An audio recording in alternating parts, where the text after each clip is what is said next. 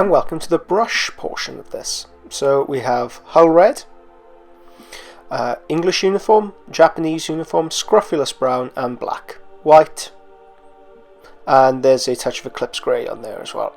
So we'll start with a bit of Japanese uniform, very handily obscured by Dorn himself, always getting in the way. We'll mix up some Japanese uniform for our first highlight. So as you can see, this is a slightly lighter of between the English uniform and the Japanese uniform, and we'll be making our first few marks. Now it can be a bit nerve-wracking at this point, purely because we have these really nice airbrushed tones that we don't necessarily want to break up with poor brushwork, but it is worth getting in there. It is worth defining some of these, because when you look at a non-metallic surface, some have a brushed metal appearance, they have very harsh transitional tones between the two, so that's what we need to achieve here. Now this is being painted over Dorn when he has been gloss varnished and then given an oil wash. Now the oil wash is a technique that I've covered in nearly every video I've done up until this point. For this, you'll need to gloss varnish the miniature, prepare the oil paints as previously described, and then run them into the gaps. So I have applied a pin wash into the recesses to just help define the plates a little bit more. You can find details of this in every video that I've done up until this point, and I didn't think it was worth repeating at this stage. The video unfortunately is long enough already. So as you can see, first few brush marks, first few brush strokes, and I will increase the amount of white as we go along to highlight. Now I would highly recommend that you concentrate on each armor plate individually. As you can see, I am manipulating the brush back and forth, so the middle point is being hit repeatedly. The middle point of the highlight I want to establish is being hit again and again and again to create that line of light across the gauntlet. So I've increased the amount of white and I'll add a highlight. Again, it's the same brush stroke, the same brush work, back and forth, back and forth. I've knocked off a bit of paint from my brush and I'll soften the edges out to give it more of a blended appearance.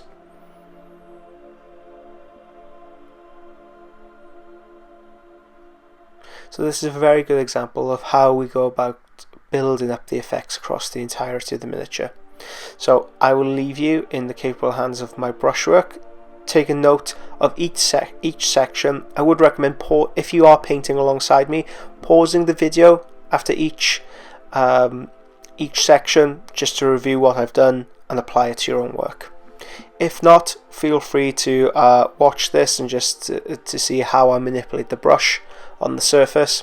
I feel like if I was describing this technique it would become awfully repetitive, so I'm going to leave you some really nice quiet music.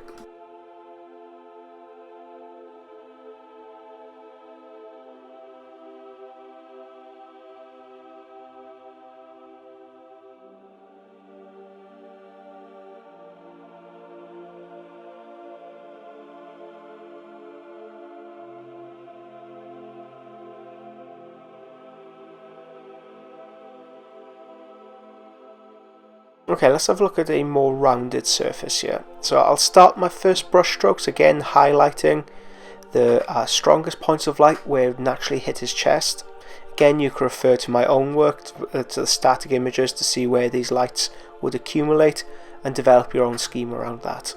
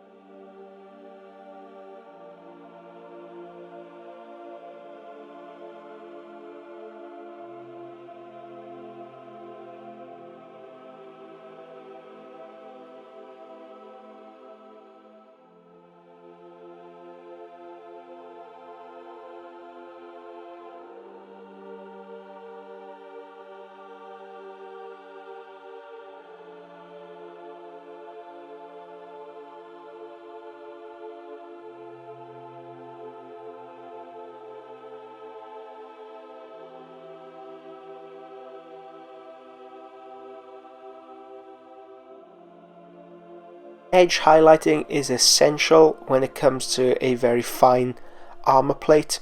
We need these to be very defined and to be noticeably detailed. So on first inspection you can very obviously pick out these are eagle wings. So we do need an edge highlight across the filigree and across the entirety of the miniature just to help define these armor plates.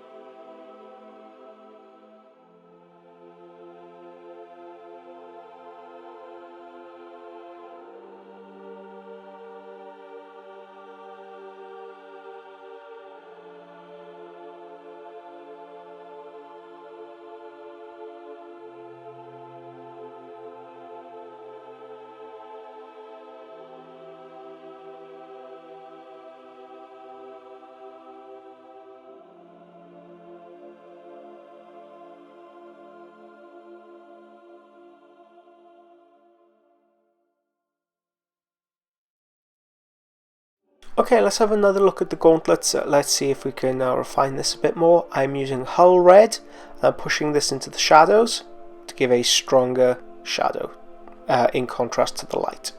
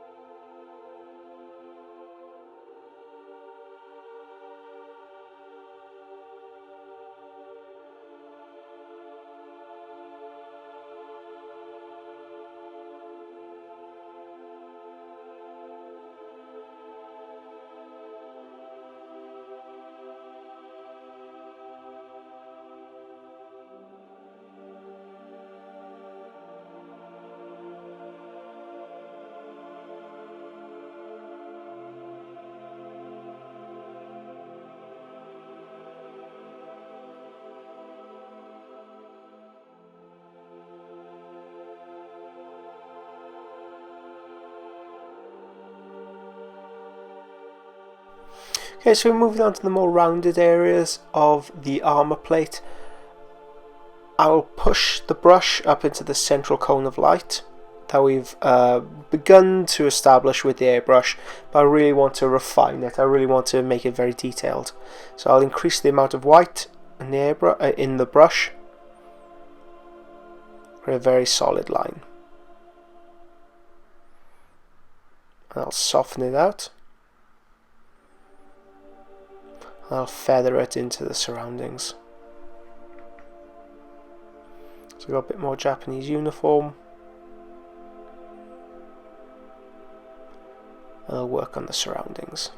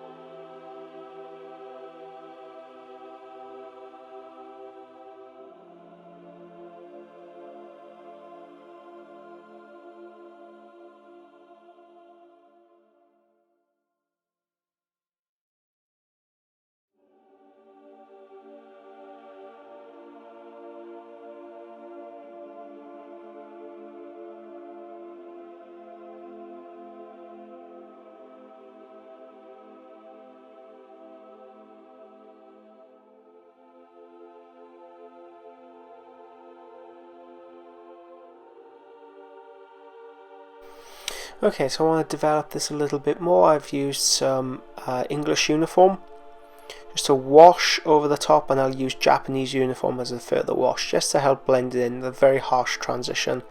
While it's still wet, I've got a small amount of white and Japanese uniform, and I'll work that into the highlight.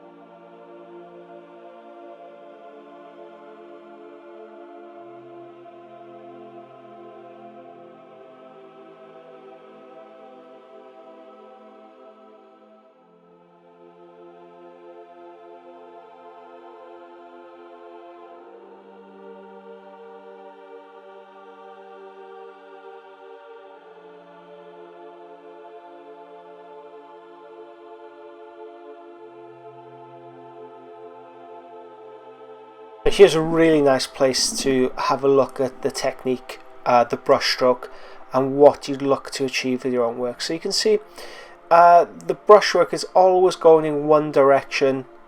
It's kind of like a cross thatch technique. So I want the central pillar of light going in through the middle of the brush strokes, and then I will soften that out with Japanese uniform. So the brush strokes are quite untidy to begin with, but then I soften it up with several glazes afterward. Now, the more you paint non-metallic metal, the more you come to realise that you are painting abstract shapes on just normal surfaces. So if this was a matte surface, the contrast would not be as strong with the value. So the value just means brightness, black to white. So we wouldn't have such a fuller range of values, nor would we have these abstract shapes painted on the surface.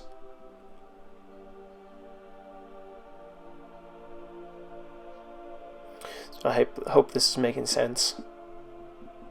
I mean, you can see exactly what I'm doing here. I've just increased the amount of white in the Japanese uniform. Edge blending I'm giving it an edge blend just to really define these plates a little bit more.